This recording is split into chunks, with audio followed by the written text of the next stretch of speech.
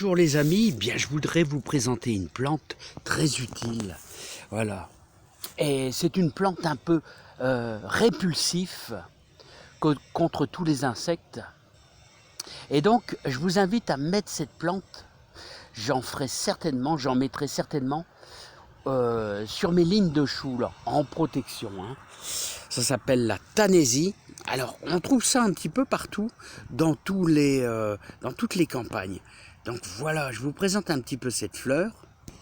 Alors, c'est une plante un petit peu répulsive là, contre tout ce qui est insectes. Voilà, donc on remarque un petit peu son feuillage.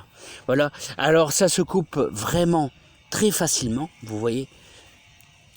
Voilà, hop, carrément avec la main. Et bon, elle fleurit, disons, fin août. Bon, ça dépend un petit peu l'exposition, bien sûr. Ici, il y en a tout un lot. Et alors, on récupère, bien sûr, toutes les feuilles. Alors, les feuilles, c'est...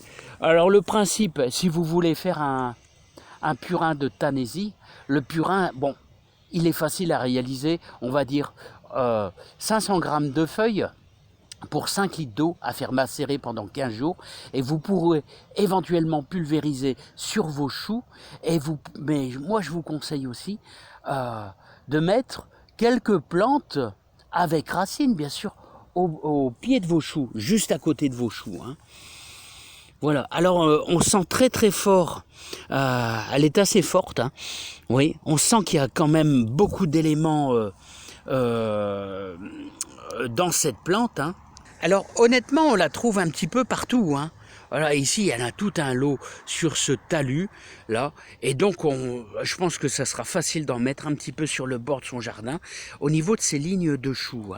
Voilà, tout ce qui est insectes, et d'ailleurs, pourquoi pas en mettre aussi, pour protéger un petit peu nos poireaux qui peuvent être infectés par différents insectes aussi, piqueurs, qui pondent dans nos poireaux.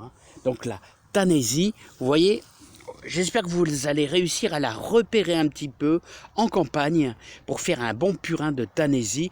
Alors 500 grammes pour environ 5 litres d'eau. Voilà, tout simplement.